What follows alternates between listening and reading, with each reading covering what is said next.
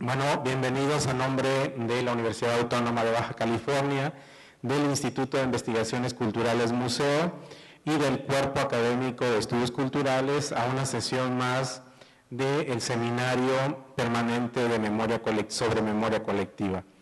Para aquellos que nos visitan por primera vez, el Seminario Permanente sobre Memoria Colectiva es un espacio de reflexión para tratar de impulsar los estudios sobre memoria colectiva, principalmente desde la historia, pero también desde la sociología y la antropología, que he estado impulsando desde el año pasado. Inicialmente iniciamos sesiones privadas, un pequeño grupo de estudiantes y de profesores, con lecturas de autores clásicos, y poco a poco fuimos creando un bagaje sobre la importancia de los estudios sobre memoria colectiva. Sin embargo, el año pasado hubo la oportunidad de traer al doctor Gerardo Necochea e iniciamos lo que llamamos las sesiones públicas del Seminario Permanente sobre Memoria Colectiva, y consideré que este año, en vez de hacer sesiones privadas de análisis de un pequeño grupo, me iba a concentrar en traer diferentes especialistas para tratar de impulsar la importancia y el conocimiento sobre las formas de abordar el estudio de la memoria colectiva. Este año lo inauguramos con Rogelio Ruiz, que aquí está presente, las sesiones públicas. Después estuvo el doctor Guy Rosat, después la doctora Rosa Elba Rodríguez Tom, y este semestre lo vamos a cerrar con el doctor Mario Rufer y su conferencia La Nación en Escenas, Memoria Pública, Identidad y Diferencia. También aprovechamos para recordarles que es el Día Internacional de los Museos, entonces también creo que es una conferencia muy propicia y muy importante para esas dos temáticas. El doctor Mario Rufer es licenciado en Historia por la Universidad Nacional de Córdoba, Argentina, maestro y doctor en Estudios de Asia y África por el Colegio de México, con especialidad en Historia y Antropología. Ha sido becario de programas CEFIS, Holanda, de la Tokyo Foundation, de la Secretaría de Relaciones Exteriores de México, y actualmente es profesor investigador titular en el Departamento de Educación y Comunicación de la División de Ciencias Sociales y Humanidades de la Universidad Autónoma Metropolitana, Unidad Xochimilco. Es también miembro del Sistema Nacional de Investigadores. Sus líneas de investigación se orientan a los estudios culturales, los estudios de la subalternidad y los problemas epistemológicos acerca del patrimonio, el archivo y la memoria pública. Ha publicado sobre conmemoraciones, museos, monumentos, usos estatales y comunitarios del pasado en Sudáfrica, Argentina y México. También sobre temas relacionados con la historiografía contemporánea y con narrativas de memoria no occidentales. Tiene 3 libros escritos, entre otras publicaciones de artículos y capítulos de libros, pero nada más mencionar esos 3 libros, que son Historias Negadas, Córdoba 2005, un estudio sobre el silenciamiento de la negritud en Argentina, Reinscripciones del pasado en el Colegio de México 2006, y La Nación en Escenas, Memoria Pública y Usos del Pasado en Contextos Postcoloniales, también del Colegio de México en 2010. También coordina el libro colectivo Nación y Diferencia, Proceso de Identificación y Producciones de Otredad en Contextos Postcoloniales, de la editorial Itaca, que se encuentra en prensa. Entonces, con ustedes el doctor Mario Rufer.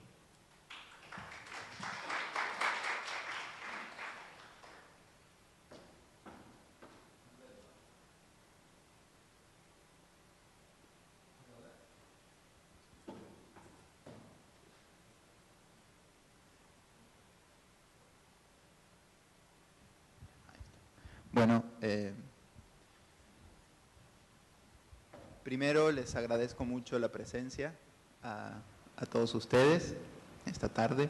Le agradezco muchísimo a Mario la invitación para venir al museo, a la UABC y a Mexicali, que no conocía y que me parece un lugar sumamente interesante, y ahora les comparto algunas ideas. Soy historiador, de formación o de deformación. No puedo evitar pensar todo acontecer, incluso el de la memoria, como dinámicas del tiempo. A partir de aquí diré que en este texto que comparto con ustedes quiero hablar de algunas reflexiones en proceso, en algunos casos tal vez intuiciones con las que empiezo a trabajar desde hace un tiempo y que refieren a la incomodidad que las acciones de memoria proponen al discurso histórico. Voy a dividir la exposición en dos partes. Primero, en palabras de Michel Foucault, denunciarme, decir desde dónde creo que parto y compartirles algunas premisas que sostengo para pensar la relación tensa entre historia y memoria y entre la política de la memoria y lo político de las memorias. Segundo, a partir de un análisis de instantáneas de memoria y conmemoración como objetos empíricos, explicar algunos elementos que creo importantes para sentar las hipótesis que tengo sobre las acciones de memoria y la instauración de nuevas temporalidades y las acciones de memoria como fisuras al discurso histórico. En segundo lugar, si dejamos a un lado aquí la idea de la memoria como facultad, si somos capaces de plantear que la historia es una forma de producir sentido sobre el pasado, o sea, una forma de codificar y fijar un tipo de memoria, entonces, primero, ninguna memoria es neutral y segundo, no hay historia posible sin una teoría de la memoria. Cuando digo que ninguna memoria es neutral, algo que puede parecer obvio, lo digo por una cuestión clave. No hay memoria que no sea política. Cuando se habla de los usos políticos de la memoria, yo intento decir, volvamos a hablar de lo político de la memoria, menos en un plano parasitario que en un plano ético. Aquí propondría dos conceptos con ustedes en contrapunto, los que acabo de anunciar, las políticas de la memoria versus lo político de la memoria. Por política de la memoria generalmente entendemos la institución, la gestión, la regulación y la administración tutelada y autorizada de las narraciones sobre el pasado, generalmente vinculadas a instituciones fundamentalmente académicas o del Estado. Por lo político en la memoria, entiendo una dimensión donde la memoria se efectiviza como un acto que irrumpe en el orden de la repetición cotidiana, desestabilizando la voluntad estratégica de su administración. Esta conceptualización abreva en la distinción postfundacionalista entre la política y lo político, tomando a este último concepto, lo político, como una potencia de infundar que instituye la contingencia, lo inesperado y lo disruptivo en el seno de lo instituido. O sea, como un momento de irrupción que intenta romper las formas vertebradoras y estabilizadoras de toda práctica dominante en la gestión del pasado. La memoria, en este sentido, en este último sentido, es una acción de ocasión, dirá Michel de Certeau, que emerge en la construcción de lo común y se vuelve productiva como trabajo de resistencia frente a las fuerzas estabilizadoras de la política. La memoria en este sentido actuaría a contrapelo del archivo, horadando el discurso de la historia sin deshabitarlo, incomodando la fuerza institucional de la política de la memoria instituida con voluntad de administración. En un trabajo reciente analicé la intervención que un grupo del movimiento indígena argentino hace sobre la conformación del espacio para la memoria y la promoción de los derechos humanos en Argentina. En 2004, el presidente argentino en turno, Néstor Kirchner, cedió a la sociedad civil la planta de la ex Escuela de Mecánica de la Armada, conocida por todos como ESMA, un antiguo centro clandestino de detención y tortura de presuntos subversivos en la última dictadura militar entre 1976 y 1983. El motivo: la construcción de una especie de Museo Nacional de la Memoria sobre las atrocidades cometidas en la última dictadura militar. Entre las imágenes, ese día, el día que Kirchner cedió a la sociedad civil el predio, entre las imágenes de las madres y abuelas de Plaza de Mayo, entre organizaciones de lucha que festejaban el reconocimiento de un trabajo sostenido durante décadas, emergía al costado del palco una imagen disruptiva. Un poncho rojo, 2, 3. Un rostro indígena como signo distópico. Era uno de los líderes del movimiento indígena argentino pidiendo la inclusión de los pueblos originarios en el futuro museo. El sobresalto fue inmediato. Este episodio fue desoído por casi todas las agrupaciones de derechos humanos y organizaciones militantes. ¿Por qué, concretamente, el movimiento indígena estaba pidiendo esta inclusión, este tipo de fractura o irrupción política pero anacrónica en la arena colectiva de la acción? Básicamente porque consideraban que el inicio del terrorismo de Estado, una expresión que es cabal para comprender la política de los últimos años en Argentina, debía suturarse con la violencia genética del Estado Nacional. El terrorismo de Estado, decía el movimiento indígena, no inicia en 1966, 1974 o 1976, tres de las fechas que marcan el debate historiográfico sobre el origen del terrorismo con la doctrina de la seguridad nacional, sino con la conquista del desierto, campañas militares entre 1870 y 1880, que fue el momento cuando se formó el Estado-Nación y se consolidó con la expropiación de tierras indígenas y el exterminio de sus pueblos con lo que se llamó el fin de la frontera. Después de esos eventos, insisto, los más conocidos entre 1879 y 1885, la historia, ya historia argentina, es comúnmente compartida. La inmigración europea y la consolidación de Argentina como una importante periferia en la división internacional del trabajo.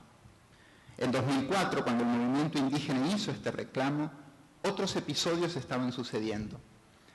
El que era en aquel entonces director del Museo Nacional de Historia y expresidente de la Academia Nacional de Historia, José Luis Cresto, criticó duramente las nuevas aproximaciones históricas sobre la conquista del desierto, exponiendo que, lo cito, no hay evidencia sobre el poblamiento indígena anterior a la conquista española del siglo XVI, y el hecho de que la conquista del desierto sea tildada de genocidio es un mito. Fin de la cita. Historia, evidencia, mito. Una tríada de los elementos constitutivos de la disciplina y de sus lógicas sobre qué es la historia y cuáles son las fronteras de su práctica.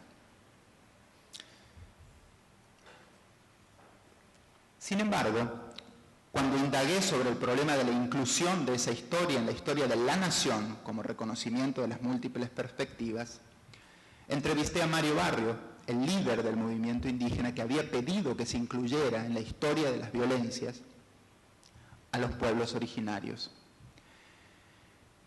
Planteó Mario Barrio lo siguiente, lo cito: la cuestión no es nuestra simple inclusión en un museo como hacen los antropólogos, como sumando más.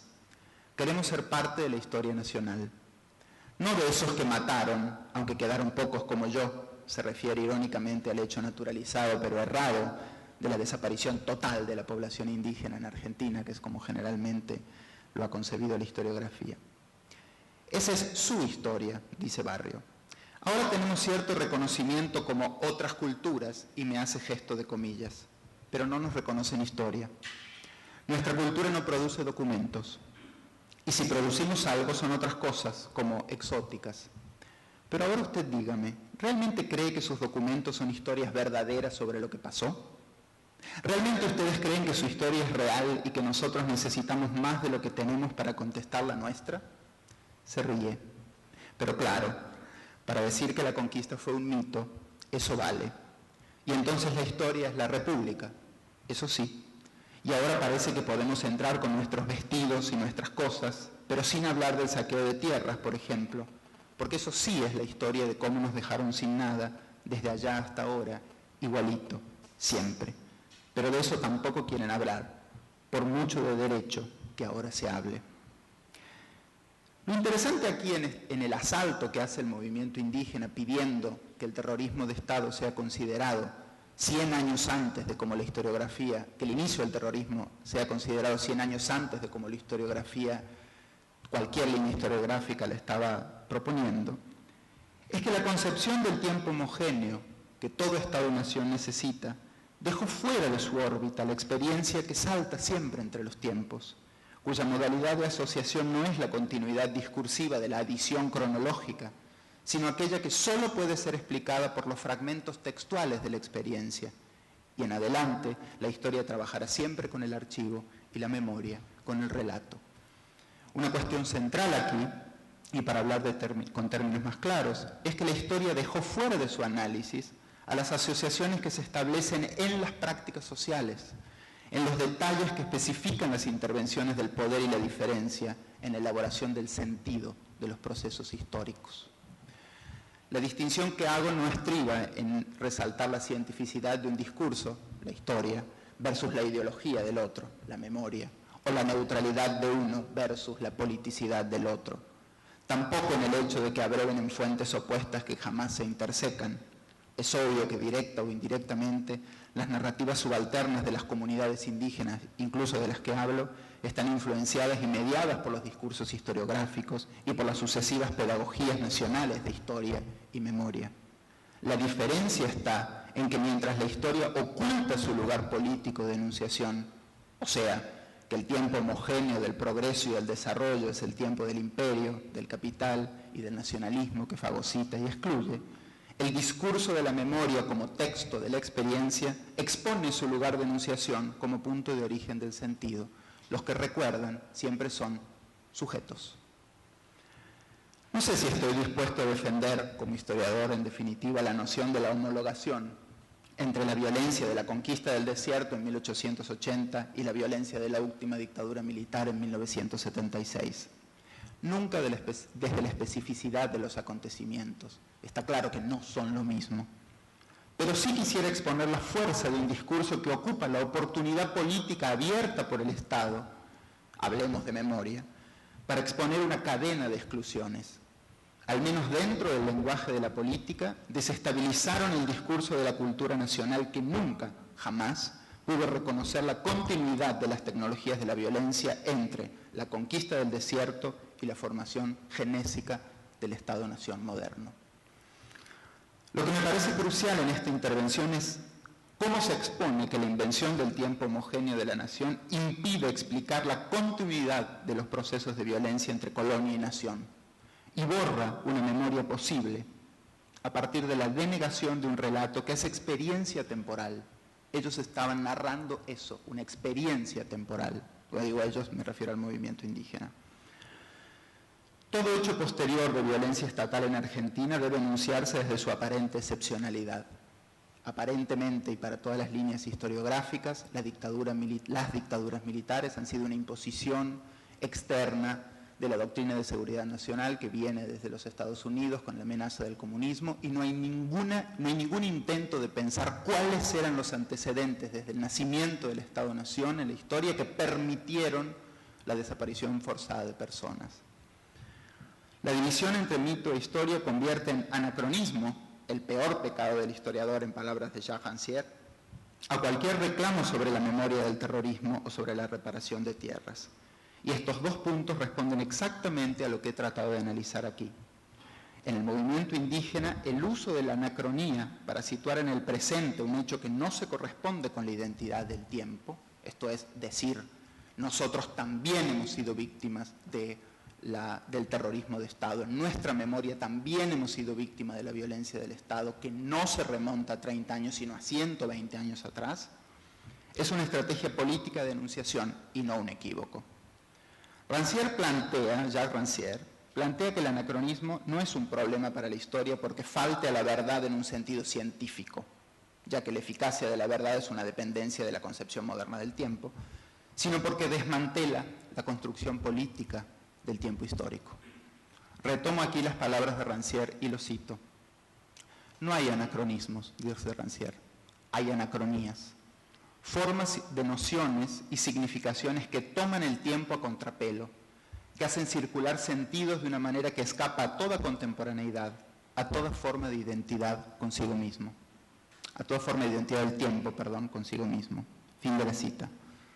Por supuesto que los indígenas sabían perfectamente que de las profundas diferencias entre la violencia de la campaña del desierto en el siglo XIX y las tecnologías de exterminio en los años 70 del siglo XX. Pero el punto era otro. El punto era mostrar la continuidad de la modernidad como proyecto desaparecedor. Una continuidad no en la especificidad de los hechos, sino en la naturaleza política de la significación de esos hechos. Mostrar la raíz de la violencia en el proyecto genético del Estado-Nación. Y, por supuesto, mostrar que la marca de la raza como signo que produce invisibilidad sigue presente en los lugares que autorizan el discurso sobre la memoria y sobre la identidad. A su vez, la irritación y la descalificación automática que se hizo del reclamo, todos los historiadores salieron a decir, es un disparate, no hay ningún hecho que pueda confirmar que hay alguna especie de continuidad entre la violencia de los generales del ejército de 1880 y los generales del ejército de 1976. Esa descalificación radica en un punto. El Estado había abierto el abanico de la memoria, pero no para indígenas que reclaman territorio. Marca histórica de la violencia patrimonial y de pillaje, cuyo reconocimiento oficial, si se hiciera, sellaría el nacimiento espurio del Estado. Todo el pasado parecía estar dispuesto, en 2004, a obrar como palimpsesto y como discurso de memoria desde un nuevo Estado que pretende fundarse en la Argentina ya post-crisis. Muchas certezas históricas parecían ponerse en duda, excepto aquellas intenciones fundadoras del Estado-Nación. Esa es la fuerza del discurso del Estado-Nación, que me parece que tenemos que seguir repensando. En el mismo mes en que entrevisté al líder indígena en Argentina, hice una investigación de campo en el Museo de Historia Nacional de Buenos Aires, porque quería ver cuál era el discurso que el espacio más legitimado sobre la historia pública de la nación tenía acerca de la conquista del desierto y sobre la matriz genética del Estado-Nación. Suponía lo que iba a encontrar. Nada. Excepto un óleo de Quinquela Martín, uno de los grandes pintores inauguradores de la nueva paisajística nacional, que remarcaba la estampa paisajística de la nación premoderna, malones, indios que corren en una mímesis particular con el paisaje y generales del Estado luchando por el orden. Ante mi sorpresa, consulté con el guía del Museo de Historia, que me dijo lo siguiente, lo voy a citar. Fíjese, acá nomás tenemos un cuadro sobre la labor de Roca. Roca fue el general que impuso, que promovió las campañas del desierto, estuvo al frente de las campañas de exterminio de la población indígena y luego fue presidente, como corresponde, de la nación. Fíjese, me dice él, acá nomás tenemos un cuadro sobre la labor de Roca. Algunos critican porque no están los indios. ¿Qué vamos a poner de ellos? Ni en los cuadros están. Las negras mazamorreras, esas sí las tenemos. Óleos, canciones, la gauchesca, de todo. Pero esto de los indios, ahora porque está de moda.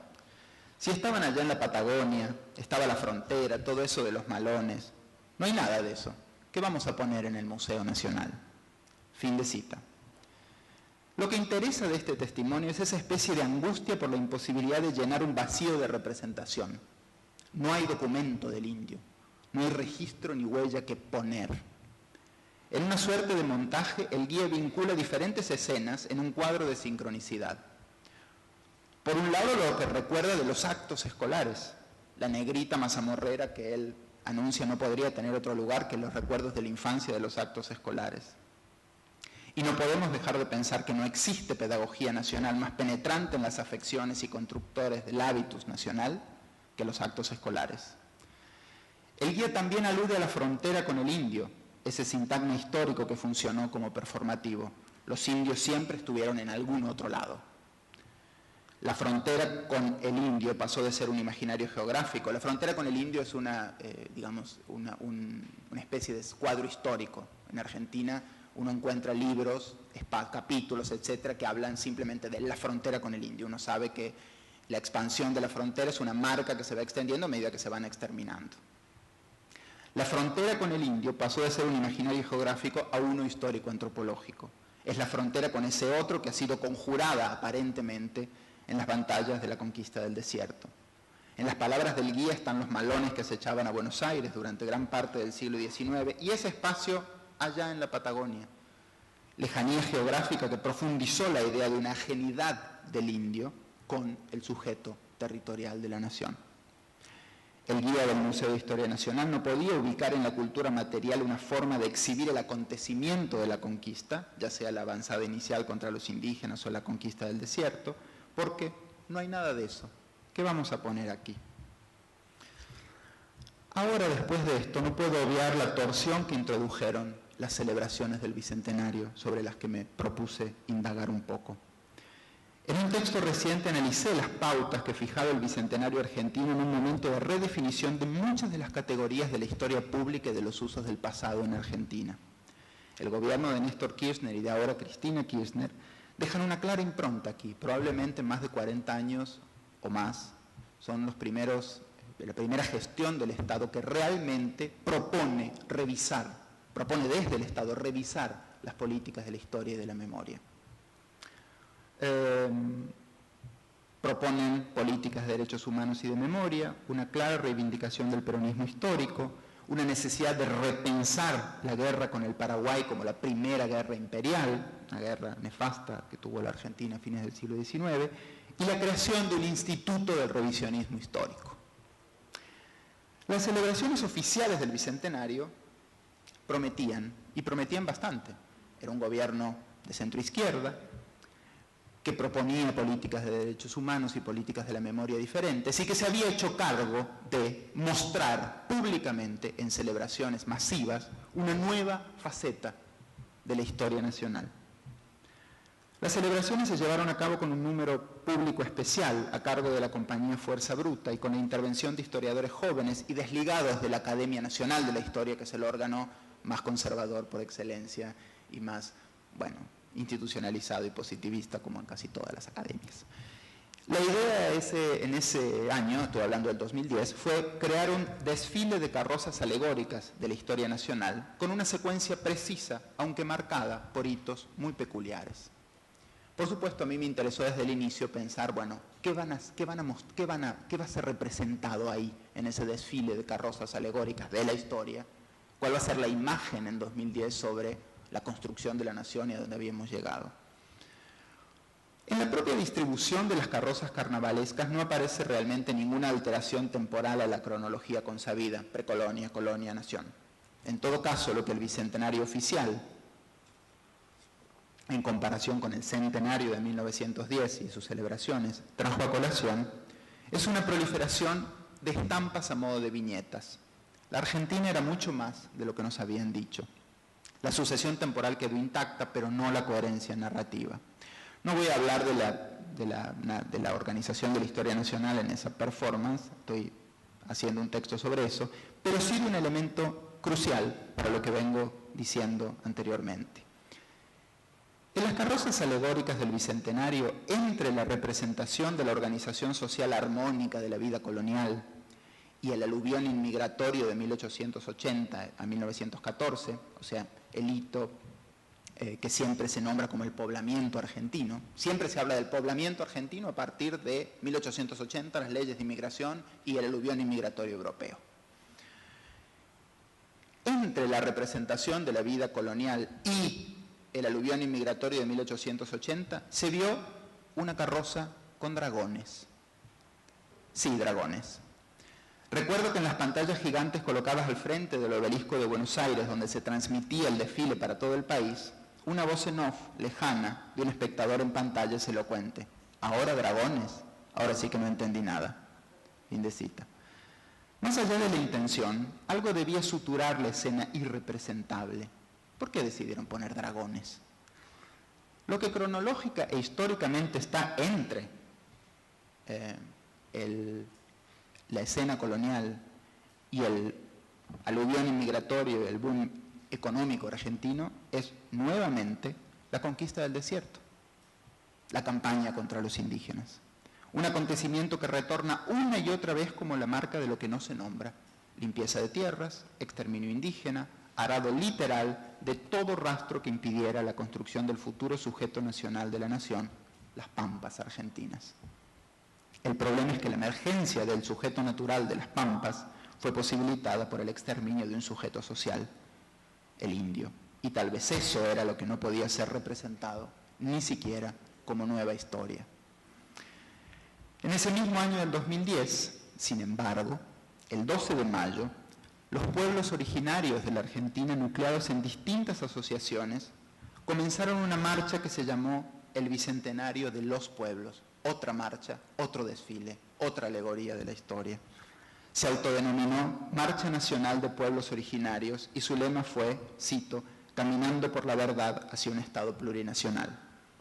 Se organizaron bajo diversas consignas y partieron en 4 rutas hacia la capital, desde Jujuy, Chaco, Mendoza y Neuquén. 4 puntos, norte, noreste, este y sur. En efecto, los lugares donde la concentración de indígenas en Argentina es más evidente. La consigna era llegar al centro de la capital porteña, la Plaza de Mayo, y plantar una bandera. El motivo era también dejar un rastro ante los festejos oficiales y marcar su distancia con ellos. Más de 400 representantes entraron en Buenos Aires el 20 de mayo de 2010. Demandaron el reconocimiento del olvido histórico de los pueblos y del genocidio. La categoría de genocidio ha sido una discusión enorme dentro de la historiografía porque es un patrimonio de lo que sucedió en la última dictadura y muchos historiadores pugnan de que se debe hablar de genocidio indígena, algo que todavía está en discusión y todavía es motivo de disputa historiográfica. Exigieron los indígenas la refundación del Estado argentino y el reconocimiento y protagonismo de las naciones en la toma de decisiones respecto de las políticas de desarrollo con identidad. La tierra robada será recuperada, era el lema que exhibieron en pancartas, mientras en rondas de prensa los caminantes demandaron la reglamentación de la Ley de Relevamiento Territorial, una ley sancionada por el Congreso hace 4 años, que implica la restitución de algunos mínimos espacios vitales, pero que nunca fue implementada hasta el día de hoy. En proclamas públicas y ante la prensa exigieron que se acabara con el atosigamiento de las empresas multinacionales como Benetton en el sur y Monsanto en las mineras del norte, que una y otra vez los desalojan de sus ejidos. Reclamaron la derogación del 12 de octubre como día de asueto por Día de la Raza, como en Argentina se denomina, y a su vez en el plano cultural solicitaron reconocimiento de las lenguas indígenas como lenguas oficiales. En Argentina no hay otra lengua oficial que no sea el español. Incluir planes de estudio interculturales, crear universidades, etc. En este punto quisiera rescatar 2 cosas. Primero, el uso de la oportunidad de la memoria para hablar de una proyección y no para hablar del pasado. En esta operación, la Marcha de los Pueblos Originarios convierte la conmemoración en reclamo, en una torsión al lenguaje abierto por el Estado para introducirse en lo que Partha Chatterjee llama una política de los gobernados. Ocupan el espacio abierto por el Estado-función, que dice, hablemos de memoria, para introducir el lenguaje no contemplado por ese Estado, diciendo, hablemos de derechos. Segundo, el lugar ambiguo que la Marcha de los Pueblos ocupa en relación con la historia nacional.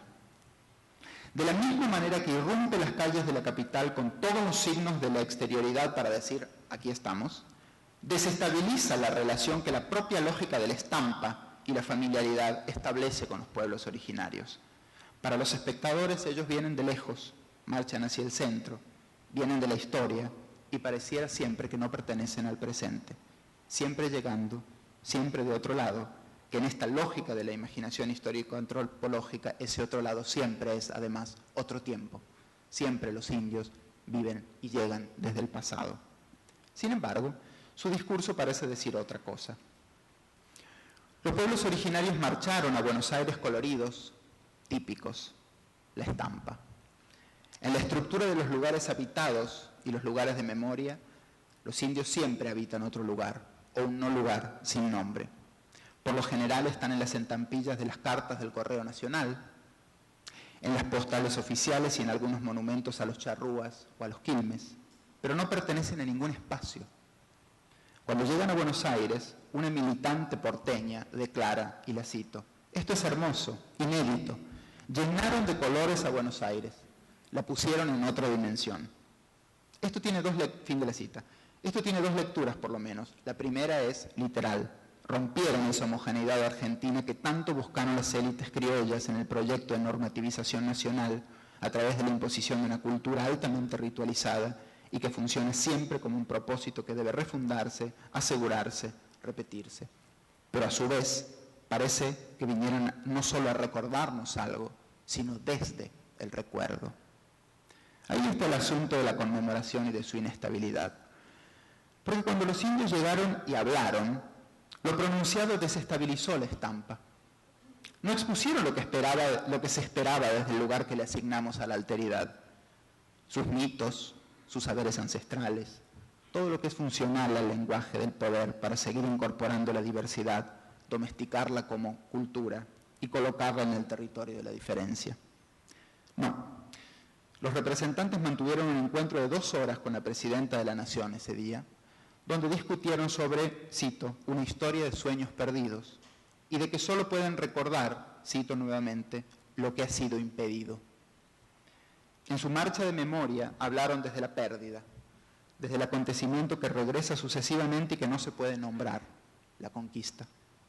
En ese instante al menos los pueblos rompieron el cerco del tiempo alocrónico del que habla Fabian, esta idea de que siempre viven en el pasado, ese que niega una y otra vez la contemporaneidad del otro, cuando al nombrarlo indio y al clasificarlo tradicional, lo reconoce y lo aparta a la vez. Desde ahí se colocaron en el presente compartido, en un presente común, que en definitiva es el lema de la comunidad imaginada, uno donde no hay nativos y ciudadanos, o típicos y corrientes, o carrozas y espectadores, sino empoderados y excluidos, expertos de la lengua y sujetos desposeídos de la palabra, dueños de la tierra y nómades sin territorio.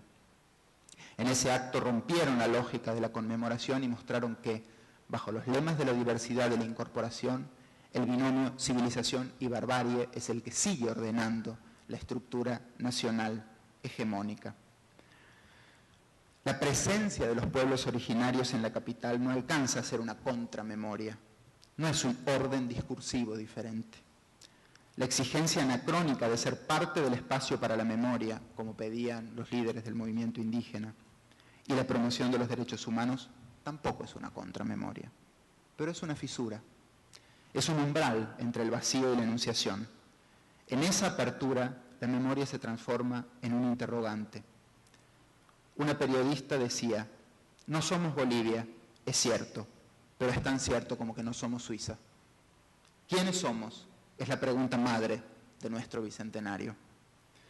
Después de la Marcha de los Pueblos, esa pregunta es el horizonte de toda historia nacional. Horizonte en un sentido literal, planteado por una acción de memoria que desestabiliza las premisas con las que empecé.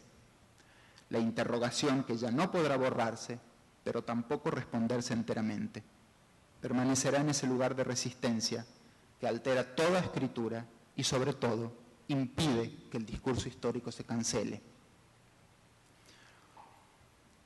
Después de analizar el rol de la memoria pública, de políticas de refundación nacional en los lugares de memoria, en los lenguajes de memoria, me animaría a decir que es en esa desnaturalización de la temporalidad significada, allí donde Walter Benjamin hablaba de la necesidad de comprender a la memoria como un montaje, en cuyas conexiones riesgosas que no pueden ser fagocitadas por el discurso histórico, pero que tampoco pueden prescindir de él, se encuentra la riqueza de eso que se sutura como memoria de la pérdida. Y desde esa disidencia, ahí el discurso de memoria hace política.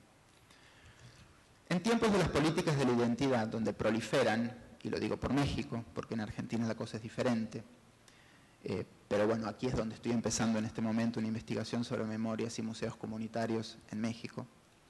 Decía, en tiempos de políticas de la identidad, donde proliferan los libretos sobre memorias silenciadas, memorias subnacionales, memorias subalternas, corremos un riesgo crucial. Subalternizar el discurso de las memorias como esos pasados que hablan de un lugar previamente marcado, el cuento, el mito, la costumbre, la tradición, versus el discurso de la historia, donde parece hablar el pasado desde un punto cero de enunciación, que oculta, generalmente, que ese punto está siempre marcado. La historia, una de las cuestiones centrales que creo que es necesario reconocer es que la historia no habla desde un punto cero de enunciación. La historia habla de una enunciación que no ha podido desligarse del Estado-Nación. Trabajamos con archivos del Estado-Nación, trabajamos con secuencias que han sido impuestas por el Estado-Nación, y eso por lo menos es necesario de ser discutido y denunciado en el discurso histórico. Hace unos meses visité el Museo Comunitario de San Pedro de las Colonias en Coahuila. Entre las muchas cosas que me detuvieron la mirada, hubo dos. Una era una sala llamada Memoria de las etnias de nuestro pueblo. La otra era una pequeña vitrina de fotografías de los años 80 que se titulaba El último güerito. En la sala de las etnias se disponían las fotografías que la comunidad se había sacado con los extranjeros del pueblo. El chino tintorero, que seguramente era japonés, el francés ermitaño y 2 panaderos italianos que luego descubrí que eran anarquistas perseguidos. Las fotografías del último güerito era un niño muy rubio que nadie supo decirme quién era o a dónde estaba, justamente porque había sido el último güerito. Más allá de la metáfora, si en el caso de los indígenas argentinos existe una apropiación de las acciones hegemónicas de memoria como una política de formar parte de las demandas de una historia común, violando la estructura temporal de la secuencia histórica, al decir, el terrorismo de Estado empezó 120 años antes. En el caso del Museo de Coahuila, existe una referencia espejada a un nosotros, lo que no somos comunidad, sino supuestamente nación, al anverso preciso de todo eso que es atávico en la construcción museística del presente. Es el anverso de la exposición de las etnias en el Museo Nacional de Antropología e Historia, o la analogía del último mexica que aparecía en el Museo de Historia Nacional. Ambas acciones convierten al discurso de memoria en un acto político que dialoga con la historia. No la niega, tampoco la desconoce, tampoco estoy diciendo que sea más verdadero un acto que el otro, pero sí que es necesario poder narrar desde el discurso histórico la interrupción que hacen las acciones de memoria. ¿Por qué? Porque le recuerdan al discurso histórico su naturaleza contingente y situada, le devuelve el espejo de su montaje e impide, fundamentalmente, su completo ordenamiento. Quiero terminar diciendo esto.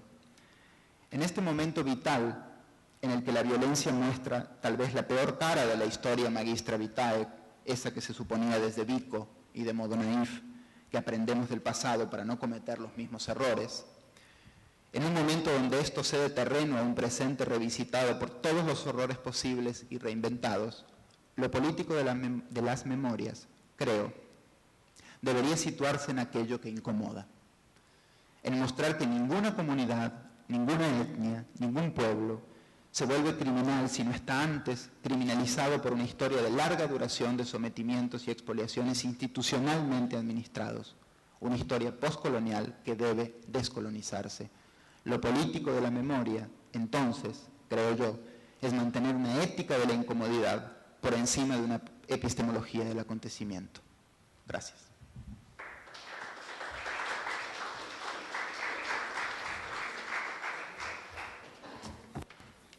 Muchas gracias por la escucha y la atención.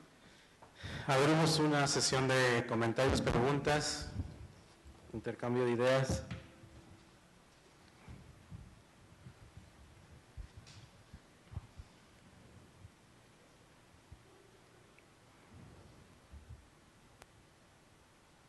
Anímense, ¿no? ¿Cómo?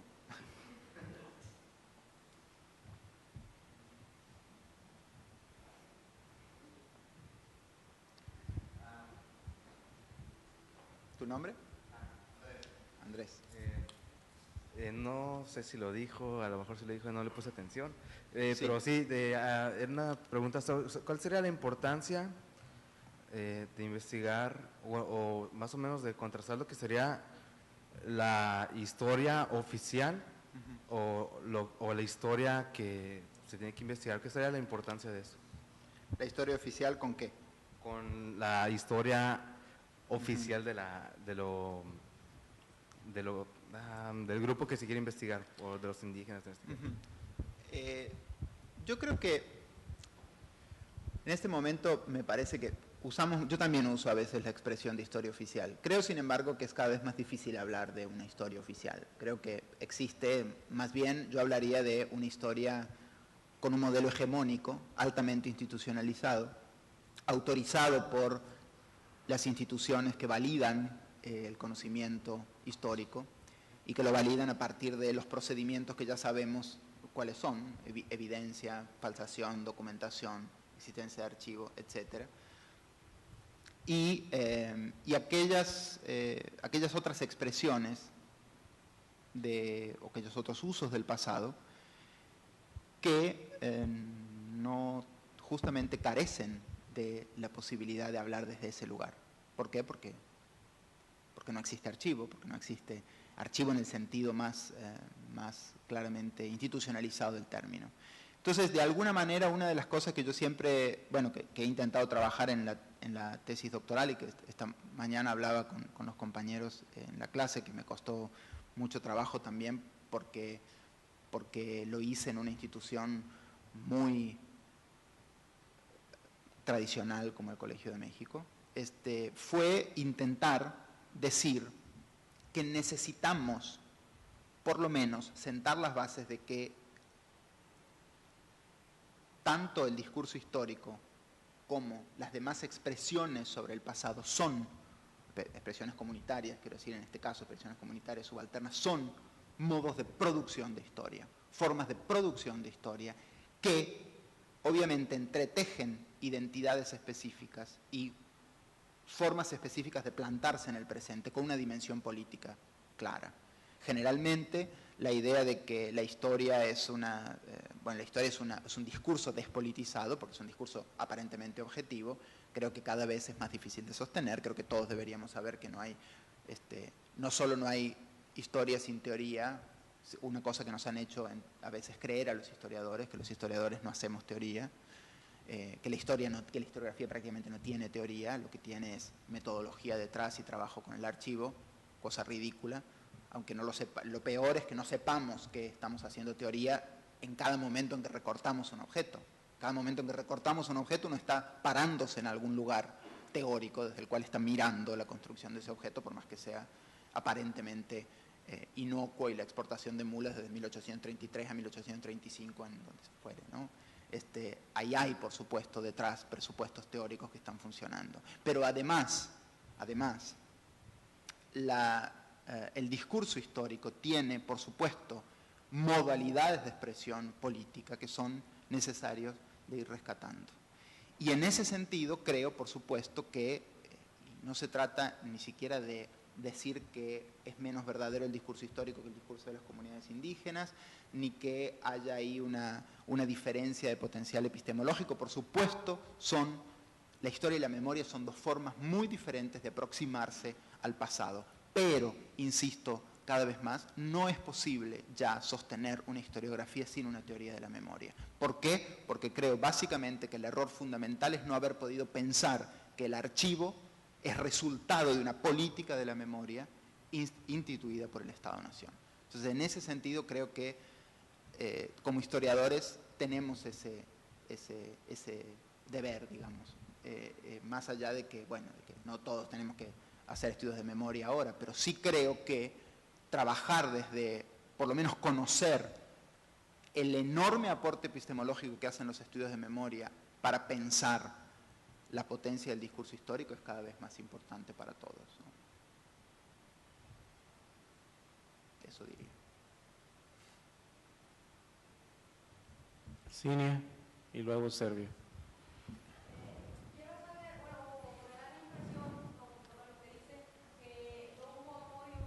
Sociedad civil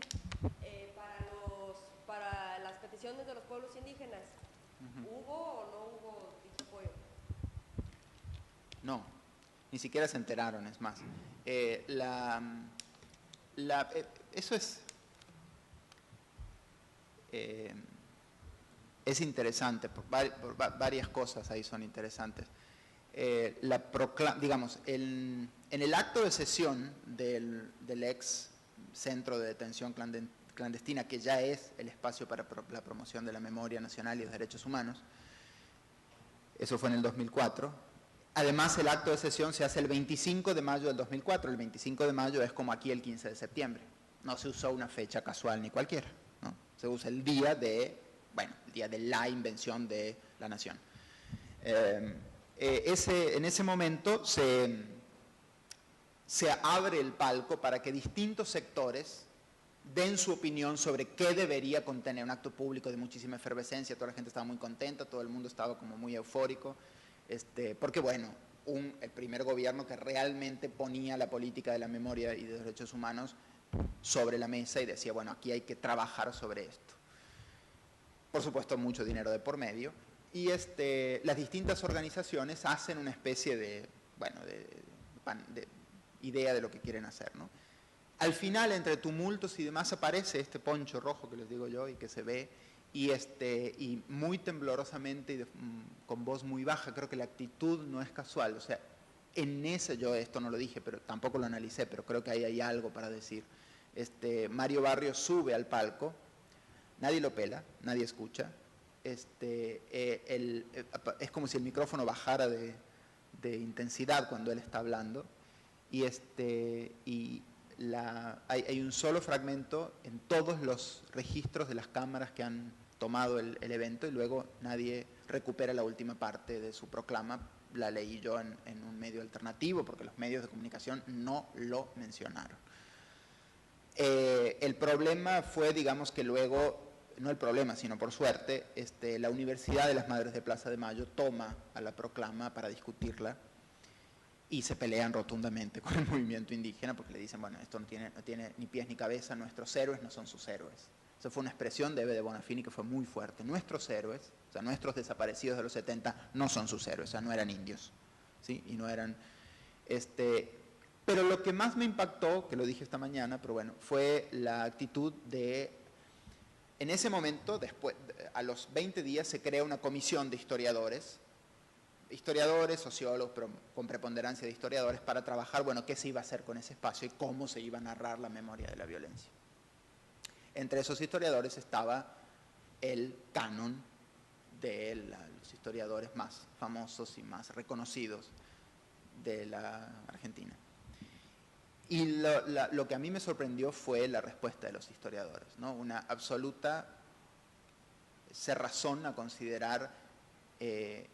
Hilda Sábato, como dije esta mañana, dijo, no vamos a entender nada si damos lugar a la inclusión de la proclama indígena como una manifestación de la violencia del terrorismo de Estado, porque en el siglo XIX la idea de terrorismo de Estado es ridícula, lo cual por supuesto es cierto, pero el movimiento indígena también lo sabía, pero no hay otra expresión para poder colocarse dentro del discurso de la violencia nacional y sobre todo poner sobre el tapete una cosa fundamental, una cosa que dice Pilar Calveiro también: la Argentina nace como un Estado desaparecedor. Por eso es posible la desaparición forzada de personas en los 70s.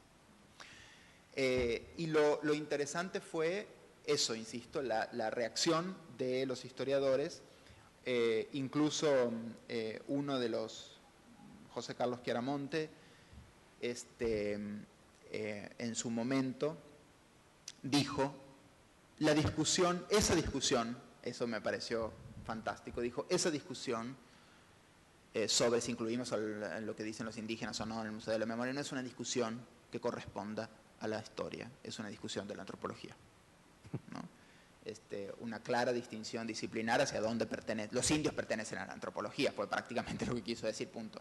No es posible, no es parte de nuestra discusión. Y esa es una característica fundamental y fundacional de los estudios históricos en la Argentina, ¿no? Entonces, no solo no fue escuchado por la sociedad civil, que prácticamente no se enteró, ahora tal vez un poco más porque cambiaron las cosas a partir de que dos organizaciones de derechos humanos se unieron a los pueblos originarios y empezó a revitalizarse un poco más la discusión, y gracias al que es todavía director de la Biblioteca Nacional, Horacio González, que es un sociólogo, pero es un muy buen escritor sobre todo, que planteó que había que desnaturalizar los símbolos a los que estábamos atados, que había que hacer un contrapunto con el Museo de Historia Nacional, que es el que les mencioné también, que no saben lo que era ese museo del horror. Bueno, sobre todo quiero decir la historia canónica de bronce más típica y tradicional que se puedan imaginar, además, y obviamente androgínicamente narrada, ¿no? Por supuesto, la historia de los hombres, de los grandes hombres de la nación. Y Horacio González dijo, tenemos que hacer una cosa que sea el contrapeso de ese Museo de la Historia Nacional, y habría que empezar con el exterminio de los pueblos originarios. No se logró un acuerdo, por supuesto, no hay ninguna narración todavía, el museo está vacío y solamente hay un guía que hace una discusión sobre el terrorismo de Estado sin mencionar el punto de los indígenas, pero todavía es un punto en discusión. En realidad, lo que a mí me interesaba aquí poner con ustedes en juego era, insisto, esta torsión al lenguaje de la historia que 2 o 3 acciones de memoria proponen, ¿no?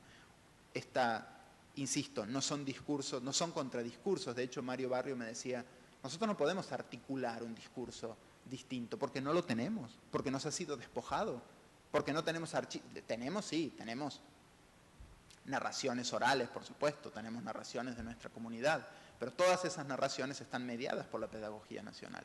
Todos han ido a la escuela, todos han sido habitados por el discurso de la historia nacional.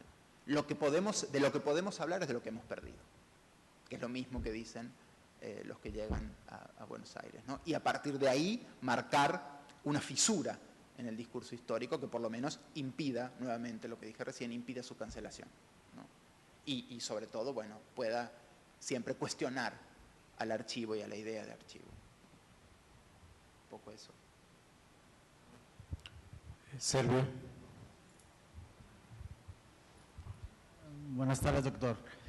Yo tengo una pregunta. Cuando me iniciaste ¿Cómo es su nombre, perdón? Servio.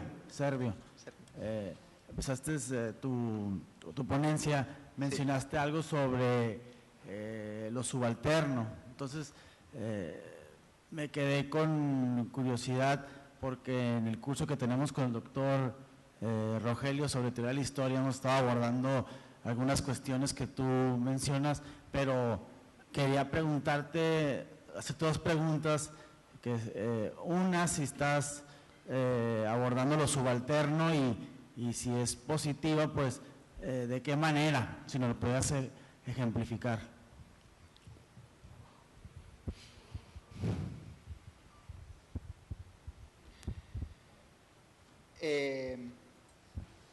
Sí, es una buena pregunta. Bueno, es todo un tema. Sí he trabajado con la noción de subalternidad por algunas razones. Primero, porque de alguna manera fui formado por un profesor que nace, digamos, sale de la matriz de la Escuela de Estudios de Subalternidad de la India, ¿no? Dubé, sí, Saurabh Dubé. Por supuesto, pues, con Dubé no hay manera de no abordar, trabajar y recontratrabajar, aunque él es muy crítico de los estudios de subalternidad. En un punto específico, y ahí va mi respuesta a de qué manera abordarlo. Yo creo que los estudios de subalternidad, por supuesto, desplazan la noción de clase, obviamente, ¿no es cierto?, como una propuesta de jerarquías, desplazan la noción estructuralista de clase y proponen una noción mucho más dinámica dentro de la historiografía para trabajar con la subalternidad versus la hegemonía o los constructos hegemónicos. Sin embargo, también, por supuesto, proponen una categoría diferente de trabajar con aquello que la historiografía, la nueva izquierda inglesa había llamado los sectores populares, ¿no? Los estudios de subalternidad y la idea del subalterno propone una forma diferente y complementaria de trabajar con la idea de clase y de cultura popular. Pero lo que me parece a mí como más interesante sobre la idea de subalternidad son 2 cosas. En primer lugar, un cuestionamiento fuerte a la academia que hacen los propios estudios, sobre todo a la historiografía, ¿no?, y a la historia que hacen los estudios de subalternidad sobre la gran pregunta de Gayatri Spivak, si puede hablar el subalterno, ¿sí?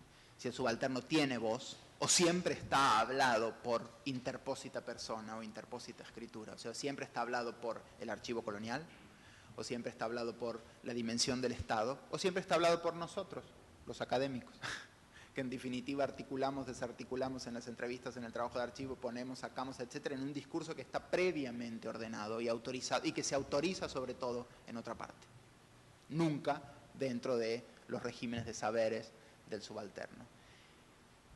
Y otra cuestión central, eso me parece fundamental saberlo y poder operar claramente cuando trabajamos nosotros con nuestros trabajos específicos de investigación. Y el otro punto central sobre la manera de abordarlo, que esta mañana lo conversábamos también, tiene que ver con desfetichizar al subalterno y a la subalternidad como esta especie de reducto de o del pasado, o de la tradición, o de lo que permanece, digamos, intacto, congelado por fuera de la modernidad, no tocado por el capital, no tocado por los sistemas que ordenan el mundo moderno.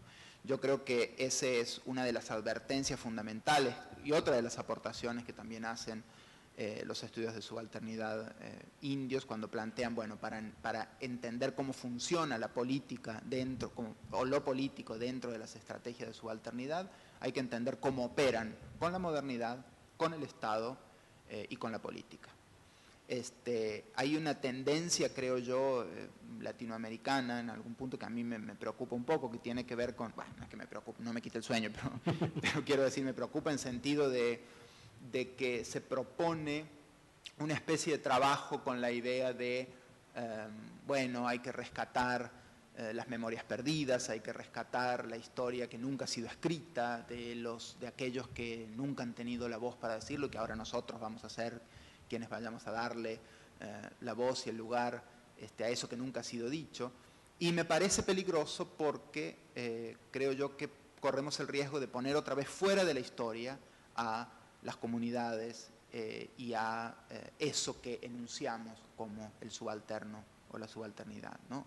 Creo yo que un poco lo que intenté marcar aquí, lo que intenté decir, y esta mañana lo hablamos mucho en la sesión, toda narración del subalterno está mediada siempre por la historia nacional, por la pedagogía de las historias nacionales, por su propia transacción con el Estado y con el capitalismo, su propia negociación con el mundo moderno. Y creo que esa es una de las grandes enseñanzas de los estudios de subalternidad. No hay pureza en la subalternidad, ¿sí? No hay pureza en la subalternidad.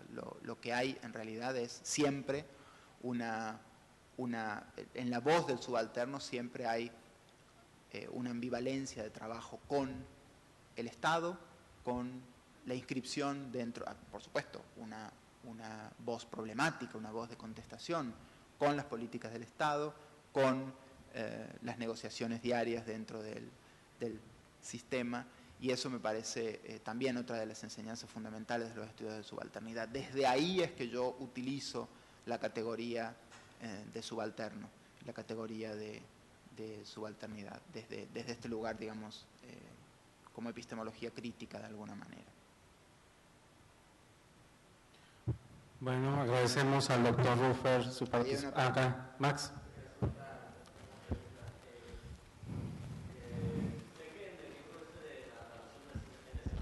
Es que comparas la dinámica del Estado con los grupos subalternos, con los indígenas, y haces lo mismo, haces una comparación con, no estoy seguro qué país, con África, con Sudáfrica.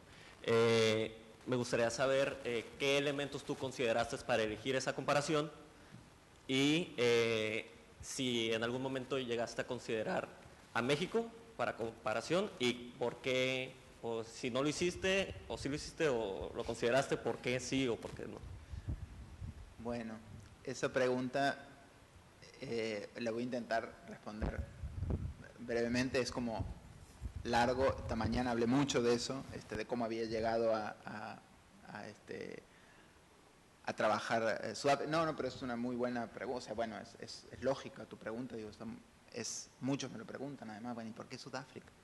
¿Por qué trabajó Sudáfrica? Bueno, trabajé en Sudáfrica primero y principal porque fui a estudiar en el Centro de Estudios de Asia y África y tenía que trabajar algún país, sobre todo mi especialidad es en África, soy africanista de formación, digamos. Pero como esta mañana dije, no soy africanista, no me gusta decirme africanista, pero bueno, no estudié África porque me interesaran los bantú, porque sí, sino porque desde el inicio se me planteó la necesidad de... Yo tuve todas estas cosas en la cabeza desde el inicio, como intuiciones, digamos. Mi primer trabajo académico fue una tesis de licenciatura, que es un libro sobre el silenciamiento de la negritud en Argentina. ¿Cómo? Y es una tesis muy clásica de historia social, digamos.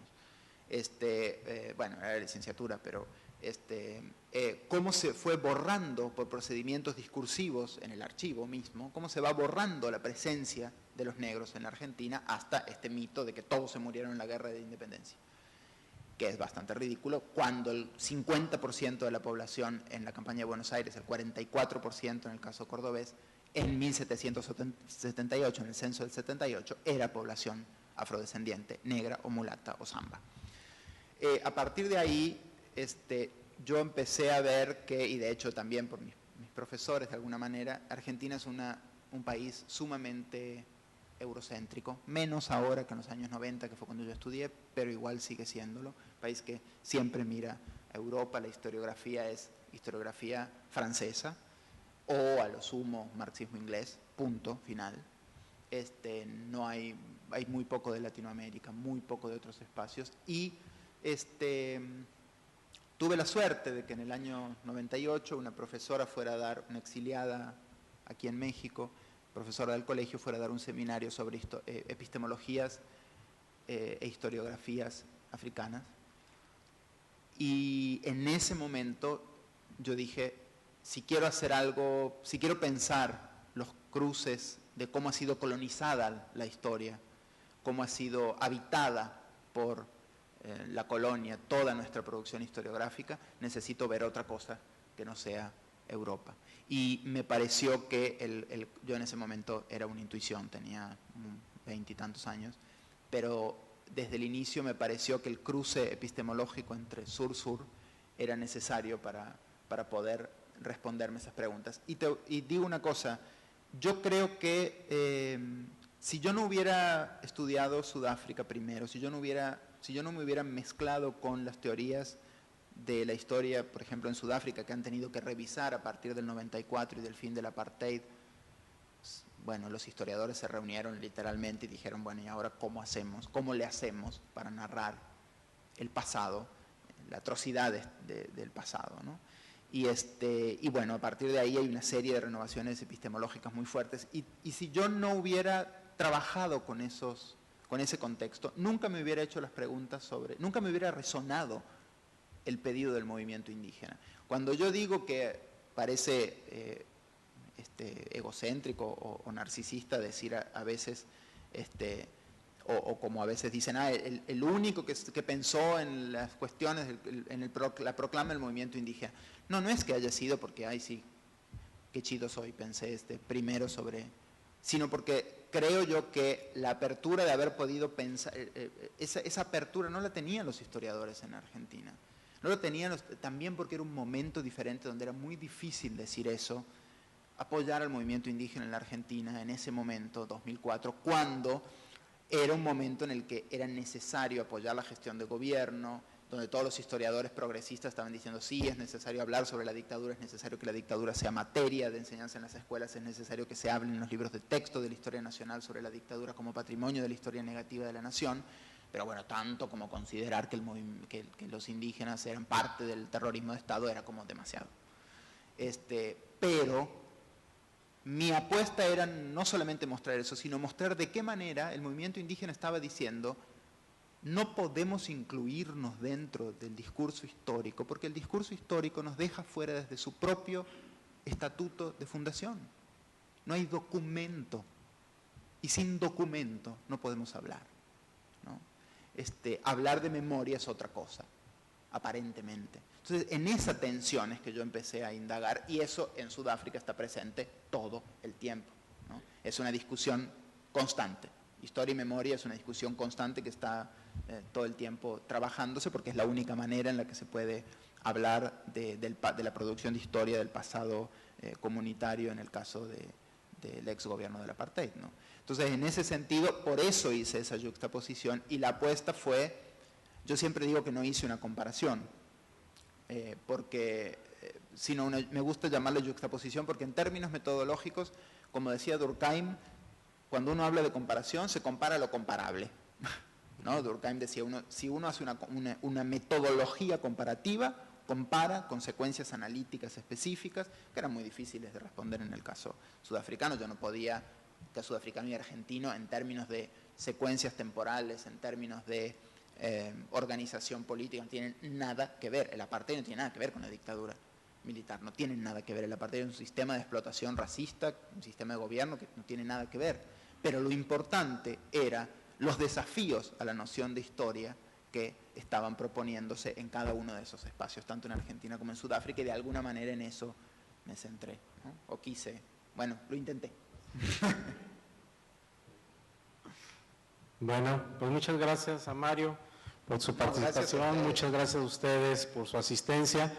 Me piden que les recuerde que mañana a las 11 de la mañana la maestra Georgina Walter va a dar una conferencia aquí mismo a las 11 de la mañana.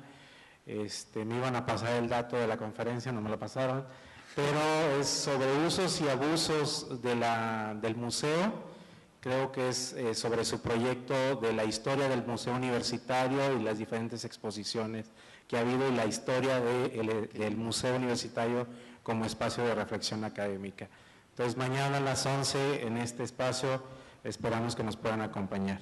Pues muchas gracias y buenas noches. Y si hay sismo no corren.